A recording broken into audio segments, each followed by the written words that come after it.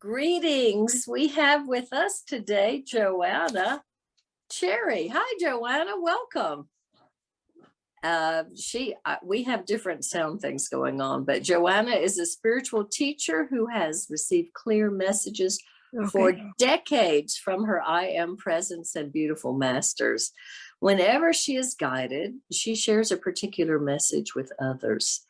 The masters she is closest with right now are the immortal Babaji, Juan Kul, Yeshua, Jesus, Mafu, Ramtha, and Saint-Germain.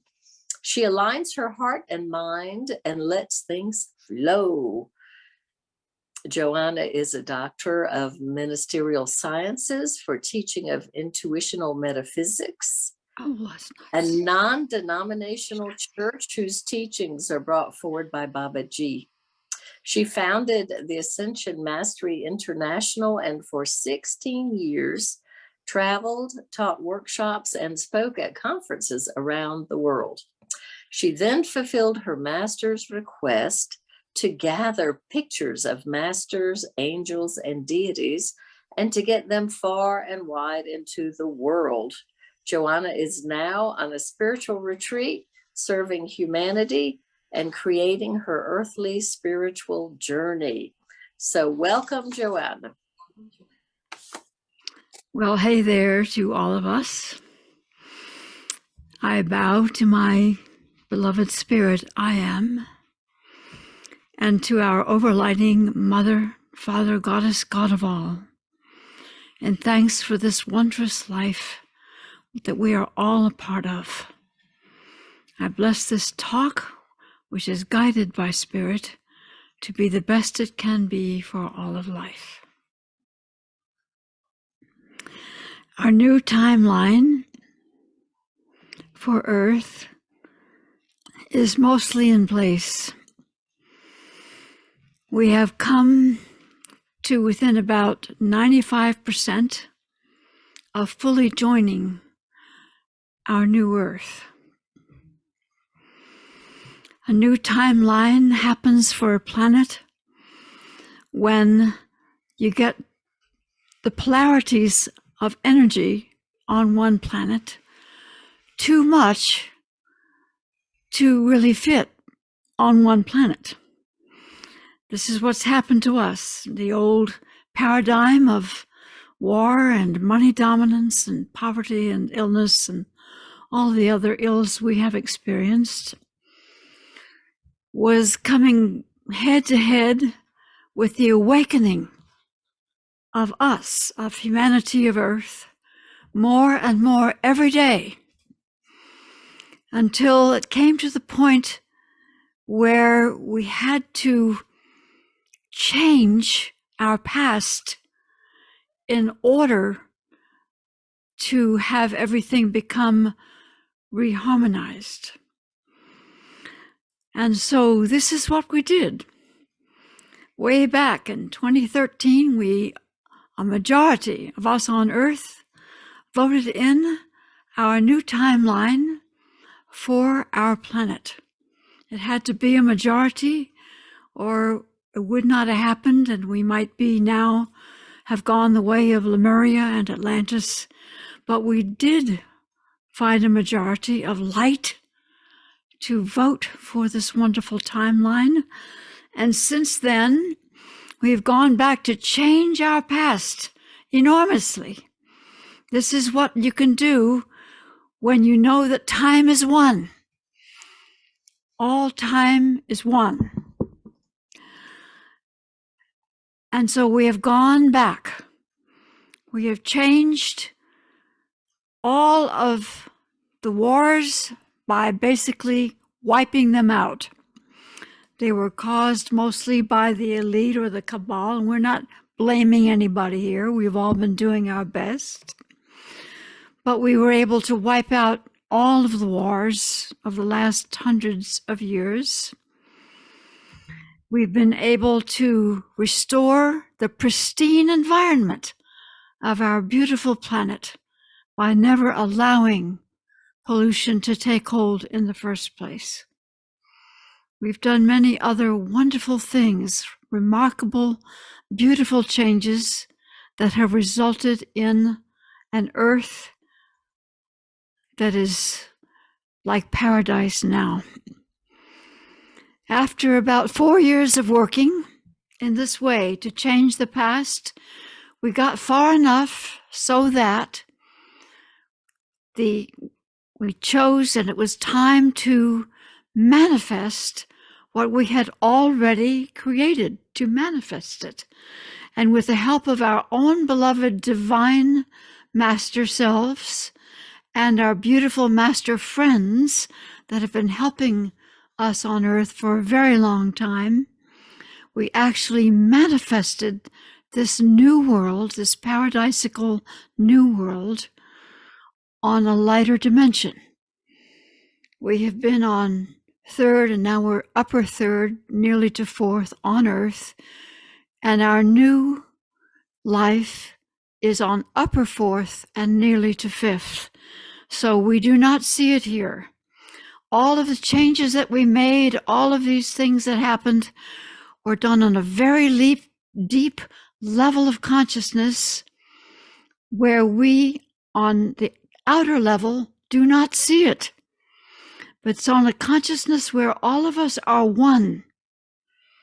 And thus we may change by agreement of our majority anything we choose to change. It's just that on the outer level, we had not caught up with that yet. We had not yet been able to see it. But in this last great step, coming within 5% of wholeness, this 5% was us wanting to keep the old earth long enough to make amends, to forgive and to be forgiven, and to release our attachments to family and to the old life, the old identity, the old self. And so that is what we've been doing in the last 3 months. But soon we will be ready to make the final step, and this will be taken all together in one single moment.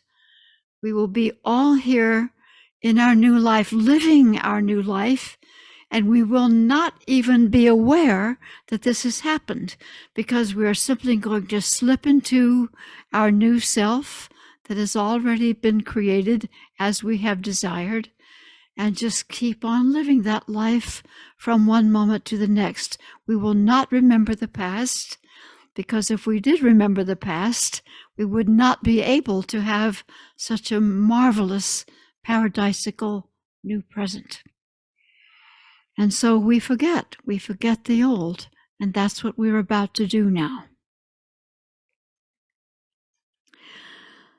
So our new world is a living, breathing, moment to moment changing, just as our old world has been, totally real on this lighter dimension, totally physical. We haven't seen it yet, but it is here, and we are going to join it. And so the things that I'm going to share with you about how this is, these things come directly from Spirit. This is the way of our new world.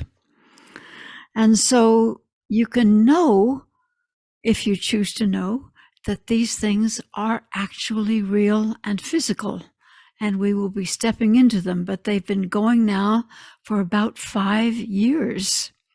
About 5 years.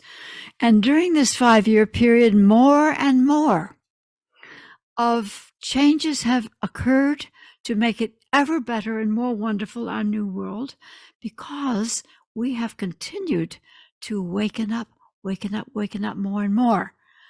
We started out with just barely over a majority to get our new timeline going, but it reaches now to 70% and more of our population. So in our continuous and ever greater awakening, our world has changed ever more to be ever more wonderful. So I'm going to share some things with you about this beautiful new world that are real and physical. First of all, we are remembering our own divinity as never before, as we were never able to do in the old world. We've come to really know that I am the I am. I am a truly divine being. I am unlimited. I can do anything I choose to do. I may ascend in this life rather than dying. We are remembering our divine self.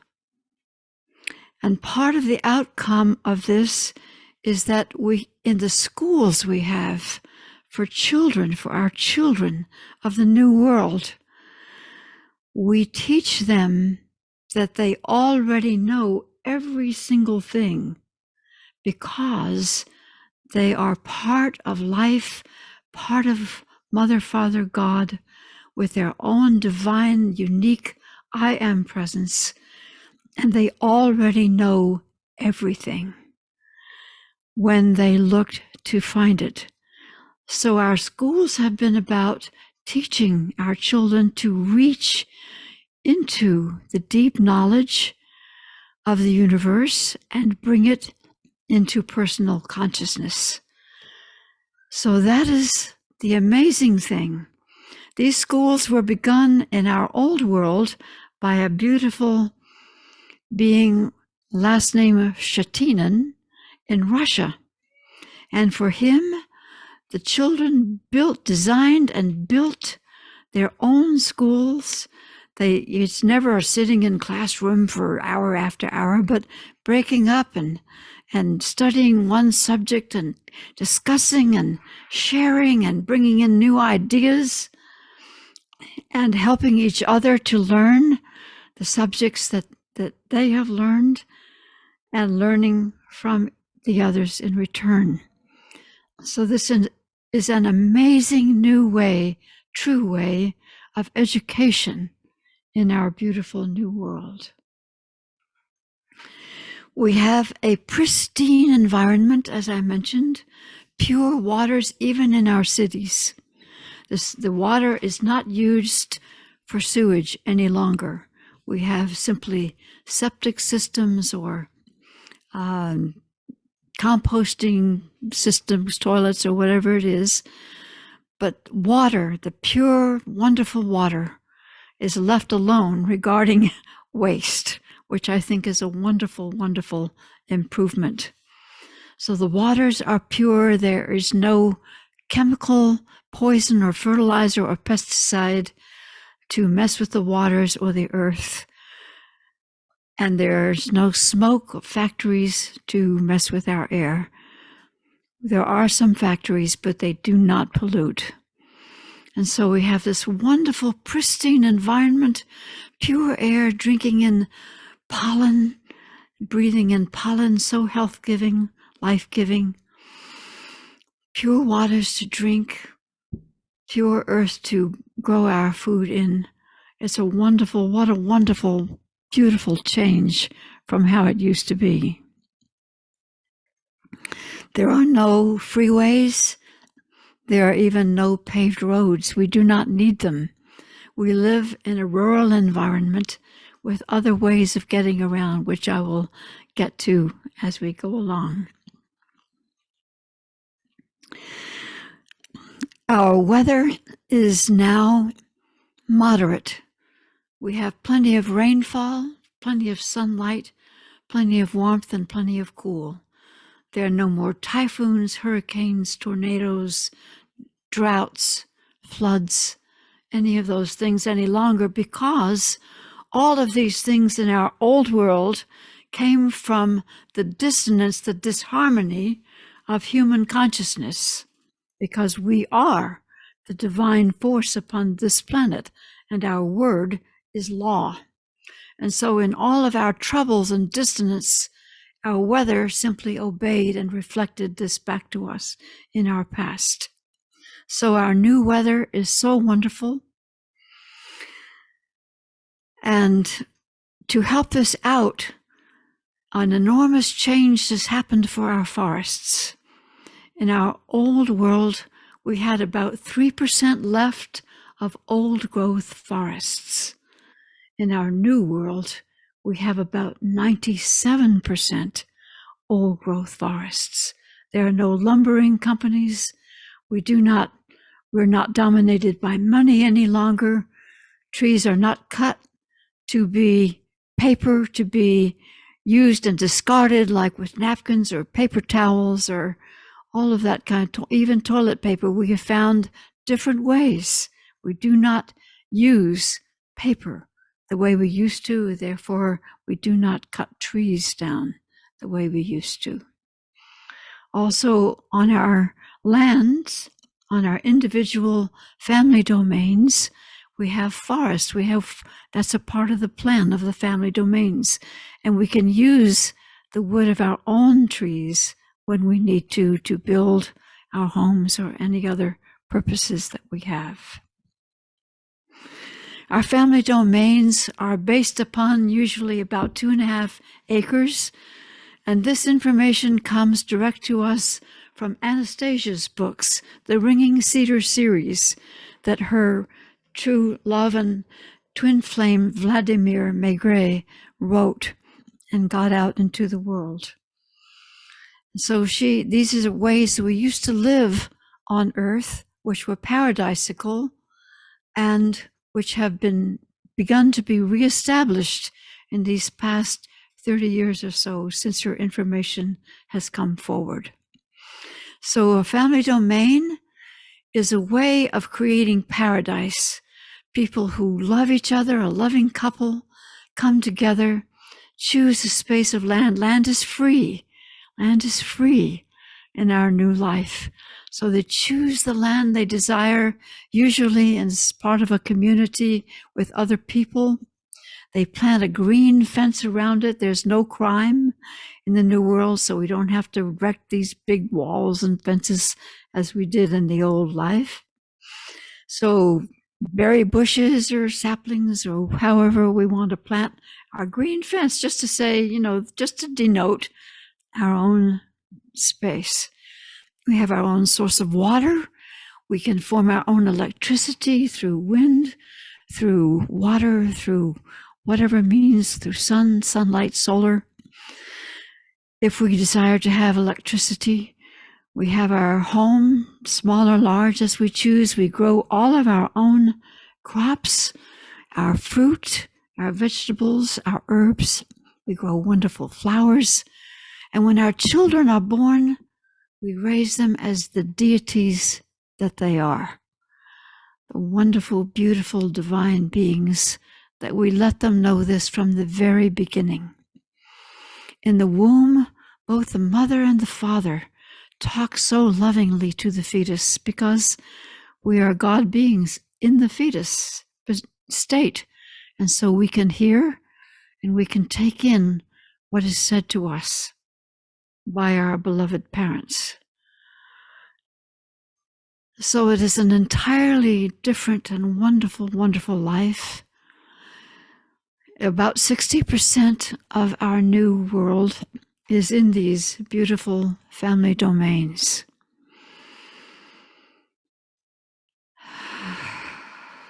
What a difference, eh?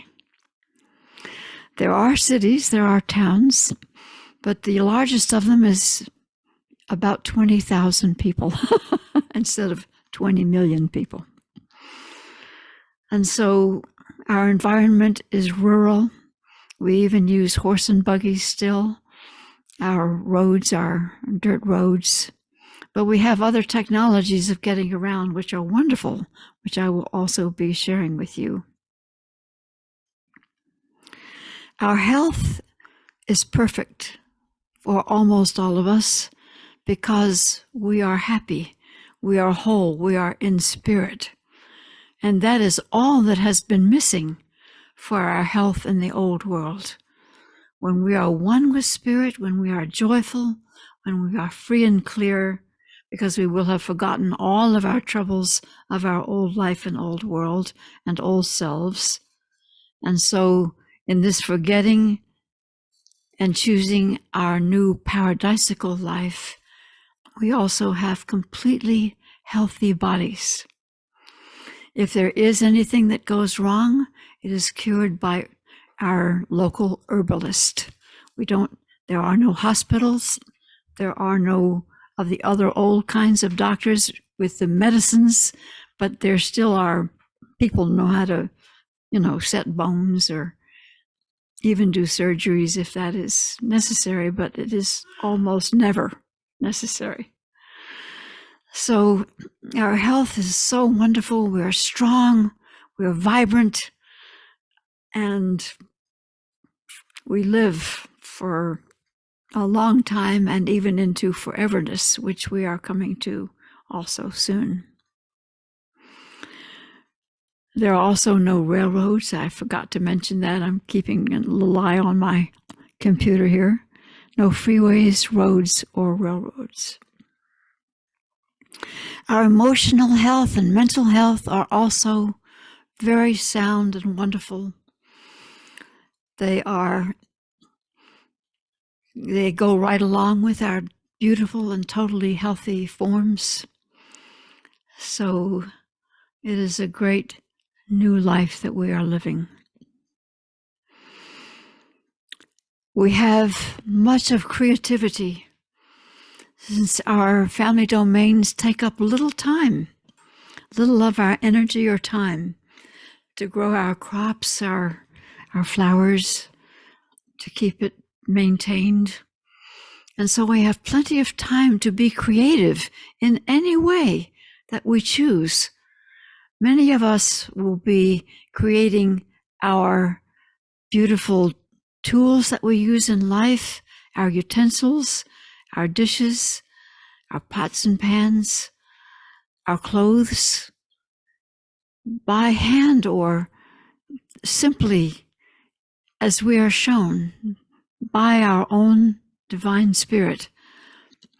Foods, maybe learn how to do particular foods and share all of our creations with others. We may create dramas, we may create plays, we may create songs and sing these or dances and share these. With the family domain communities, there are many festivities in which we share and trade. Money has about 2% of the power that it had in our old world. Almost everything is trading and bartering. And so if I've got some wonderful food here, some beautiful pickles I've canned up and put in jars, and I want to hear your song, then we trade. So it's such a wonderful, joyful, generous, open and free way of living that we did not know very much of before. There also are larger auditoriums, like in our cities, where someone who wants to create a drama with a larger audience can do that. There's no problem with that. We have songs and dances. We gather together for singing and for joy, for dancing together, for plays and dramas. And so this can be very small venues, like within a family domain, or can be very large venues. So these are wonderful outlets for our creativity. There's ballet. I understand there's still ballet, dancing troupes. They might still travel around and take their gifts all around. So there's no end to creativity. There's even restaurants in the cities, especially, where the people that love to cook and love to share their food, they do that. And there is some money exchange, and it's very generous. And if there is a business, people are hired and paid wonderfully well and are considered equal with the owner, and everyone participates in the decisions that are made. So there are quite a number of businesses that do pay people very generously, and people work as much as they want to work. We are free. We are free. No one works for money. But we may work doing what we love to do and be wonderfully remunerated for that. One humongous change that has come into our new world is that the continent of Lemuria, or Mu, never sank. We have recreated that so that Lemuria stayed always above board, above the ocean, and so is still here with us. Now, in our old life, when Lemuria did sink, many of the people who realized it was going to sink retired and formed underground cities, about 26 of these. One of them was our own Telos in Mount Shasta, which is right over that away, since we're speaking from Mount Shasta here. So this wonderful, just lost my track of thought there. So Lemuria, Telos in Mount Shasta was one of the Lemurian cities. And in these Lemurian cities, people were immortal. And they also developed some wonderful, wonderful technologies. The monorail, I'll be talking about more of that later, ways to disappear their waste, ways for a person to with a little gadget to fly through the air. And they were governed by ascended masters. They had a group of 12 ascended masters, 6, if I'm remembering right, maybe it's 12 of each, but I'm remembering 6 men and 6 women. And the head of them was the master Adama. And each of the Lemurian cities, as far as I understand, had a very similar thing. We were guided, we were not ruled, we were guided by masterful beings of great, great love who were for the highest good of all of their people and all of life, inside and outside of their cities. And so the Lemurian people, they got us started with, I'm supposed to have a little note to myself to hold up a piece of paper right now, so I'll do that. I wanted to let you know, I have to get this right in the camera, that on my website, I have an article. The website is ascensionmastery.com under articles. And the article that I have there about Telos is called Telos, the Lemurian City Inside Mount Shasta. So if you're interested to learn more about Telos, the information comes directly from a Telosian who created a couple of cassette tapes, and with her permission, her name is Sharula Dukes, with her permission, I made up an article in the form of an interview with her, and this is what is on my website. There are also many other articles if you are interested in those. So Lemuria never sank, and where it covers is out from the western coast of the United States, going west about 1/3 of the Pacific Ocean, and down to encompass Hawaii, which was in Lemuria. And so it's quite a large area. We don't have San Francisco or like that anymore on the ocean. We do not have a west coast. Of course, there's a west coast of Lemuria, but it's somewhat 1,500 miles or so further out. We still have our east coast of the United States. But Lemuria was now the United States also, so I call it American Lemuria. And to me, that's kind of the hot spot of development and learning and evolvement, spiritual evolvement of our new world. I'm probably wrong about that. It's probably just because that's where I am. and a number of people that I happen to know. Okay, let's see where we are here. So, as I said, the Lemurians gave us a boost up or a head start for our new world to be immortal. Immortality is God's plan. Immortality is natural life. It was never part of life for us to age our bodies or to die our bodies. We made that up because we forgot who we are. We forgot our unlimitedness. We forgot our divinity. We forgot our ability to, our natural ability to live forever, and not only live forever, but in youthful beauty.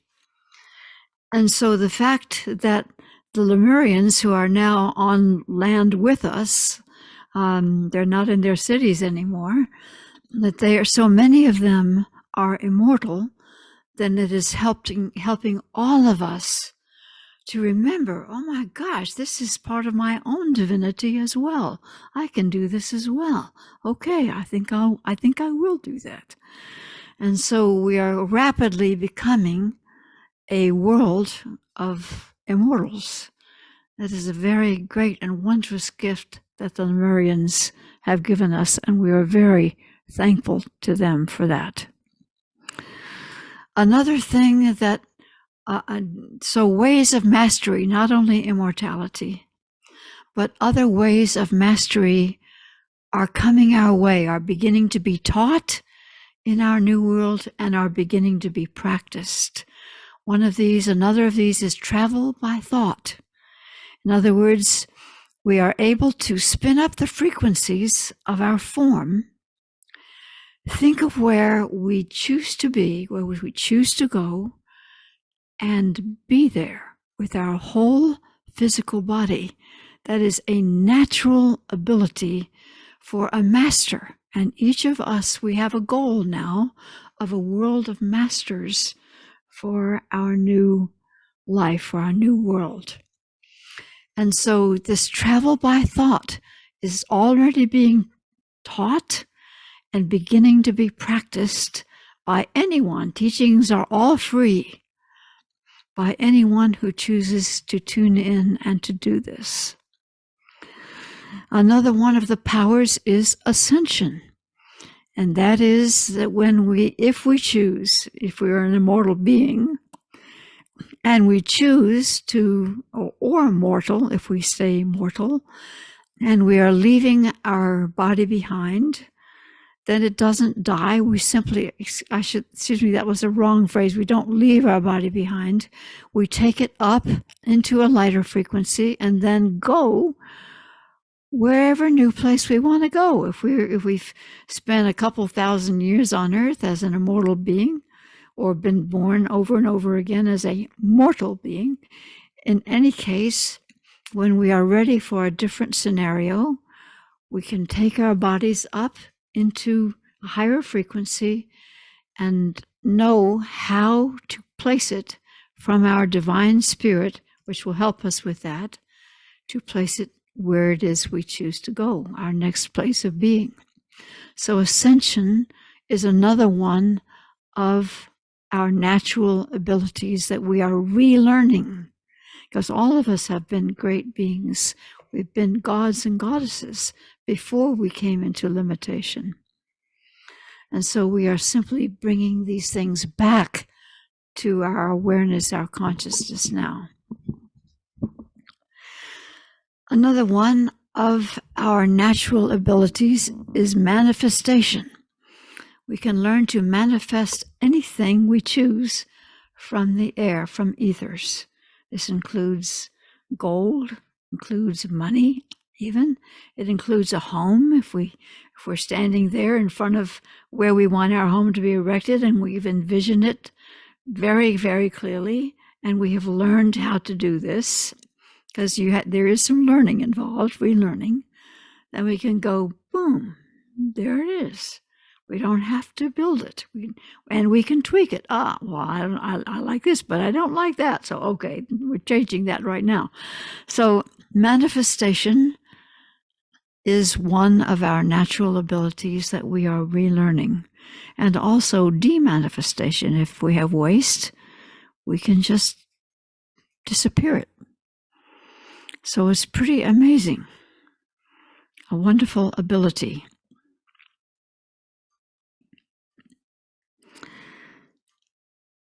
One of the wonderful things about our world, make sure I've gotten everything I wanted to say there. Yeah, I think so. Okay. Is that we have a place called Porthologos, which is a place where you can learn, you can know anything. They have books. I think they have books. But the main focus is, for most people who go into it, that you can choose to see anything from anywhere of the past. I don't think it's true of the future, but of the past, or of any other place, not only on Earth, but throughout our solar system, on the sun itself, throughout all of the third dimensional and the fourth dimensional universes. We can know anything just by being there to see it, to watch it. So it's an absolutely amazing thing. There's also a Porthologos in the inner Earth, and I'll be talking a little bit more about that later. Our transportation is pretty amazing.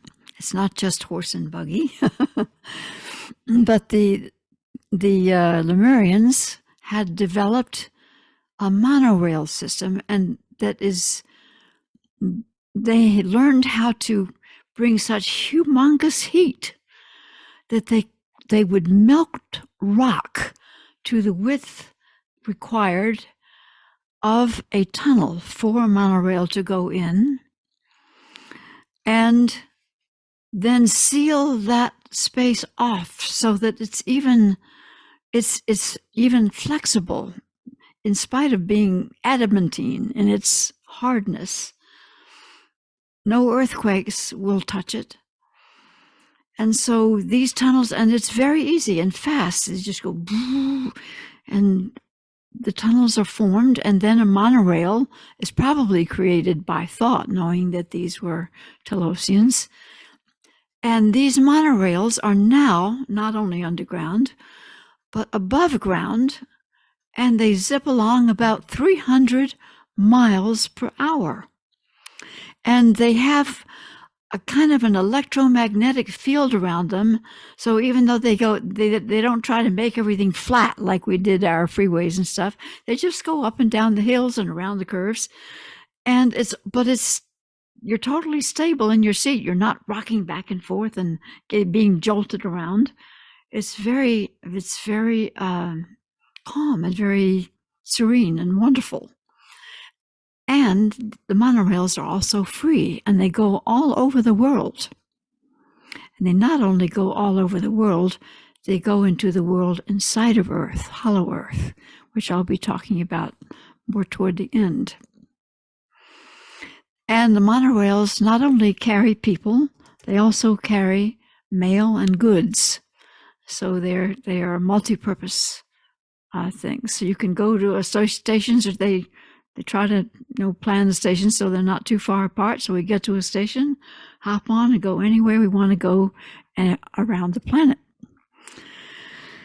Another form of transportation, although it is not as commonly used, is airplanes. And this was an Atlantean technology, as far as I understand. The Atlanteans had silent airplanes, non-polluting, and they were used for special purposes. And maybe they're very common, and I haven't seen that right. But anyway, we have these wonderful airplanes also to use. And on the ground, we have what I call zip cars. I don't know what they're called in Lemurian, because we do speak Lemurian now. But they ride along some feet above the ground, and there are spaces that are cleared so that the growth doesn't reach too high. So we go, just zip. It's very fast and fun. and lovely, and zip cars are easy for a person to obtain one, or there are some that you can rent. Or so zip cars is a very common means of transportation in our new world. We also have spaceships. Spaceships are very common. We get visitors from all kinds of other places in the universe.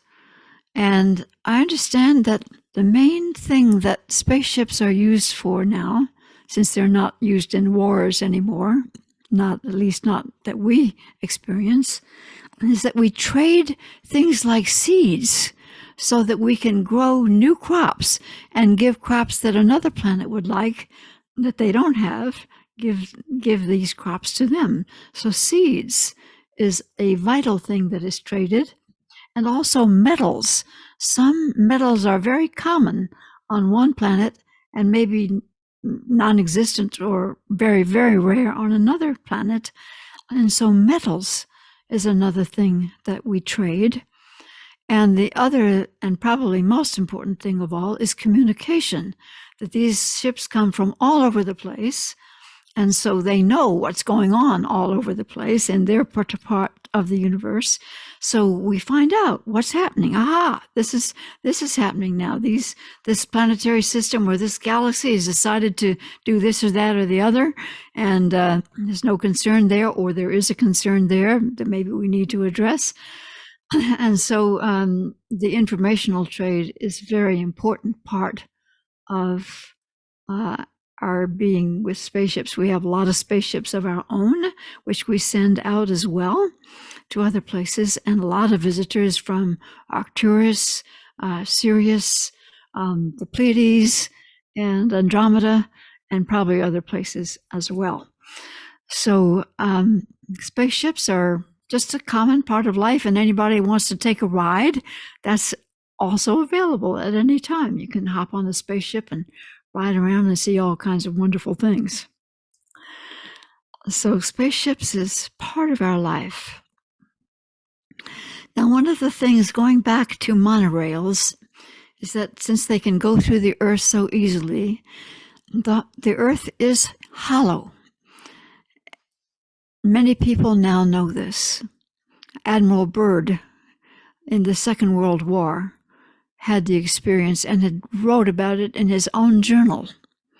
And this has been published. How his experience of his plane being taken over by a friendly force that brought it in for a landing inside this hollow earth. And the leaders there asked him to talk with our leaders about discontinuing atomic energy for weaponry, because it was greatly disturbing to the entire planet, including the hollow earth.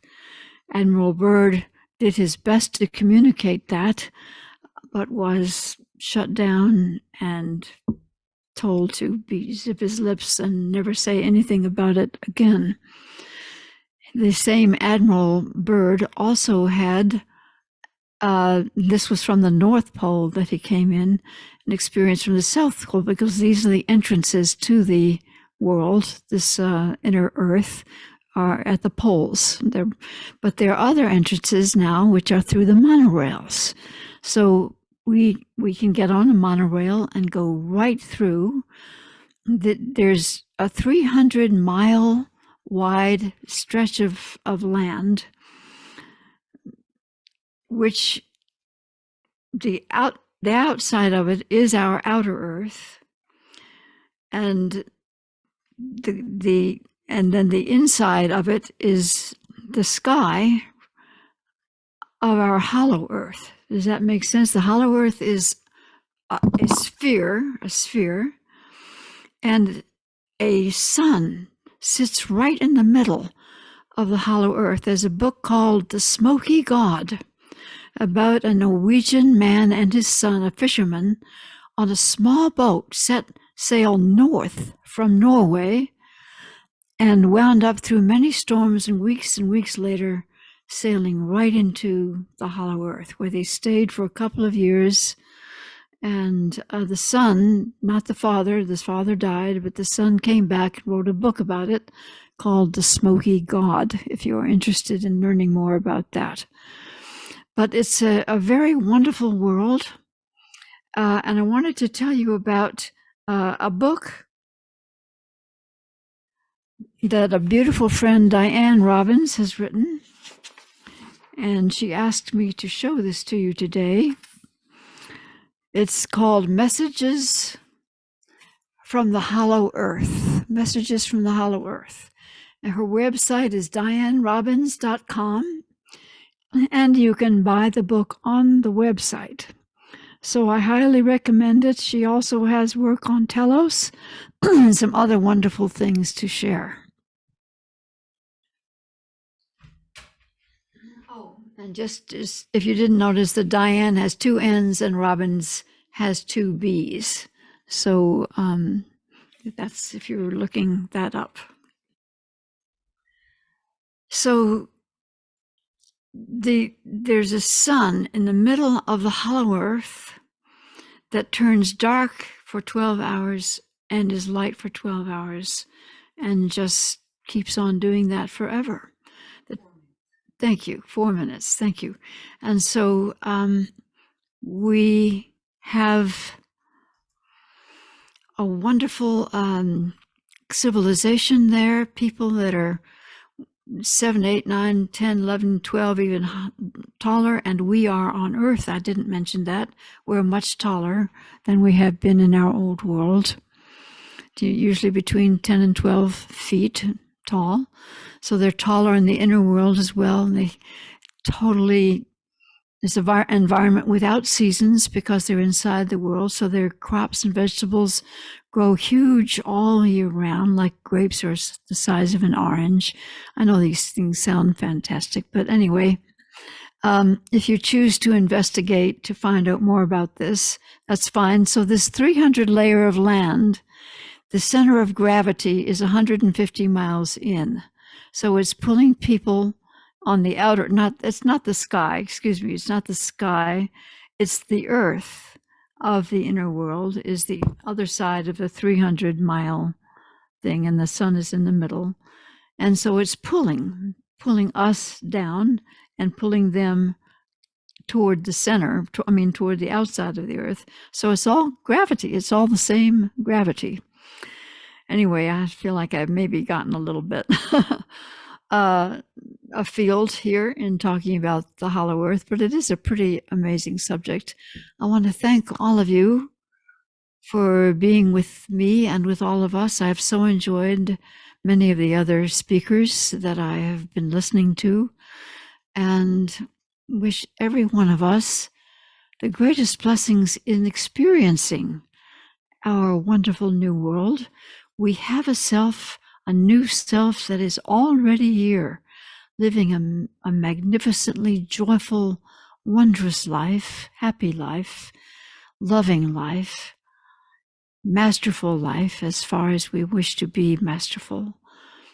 And it is here for us to experience fully when we get this last 5% taken care of. So blessing to all of us in this wonderful new life and new world. And it's been a joy to share this with you today. Thank you very much.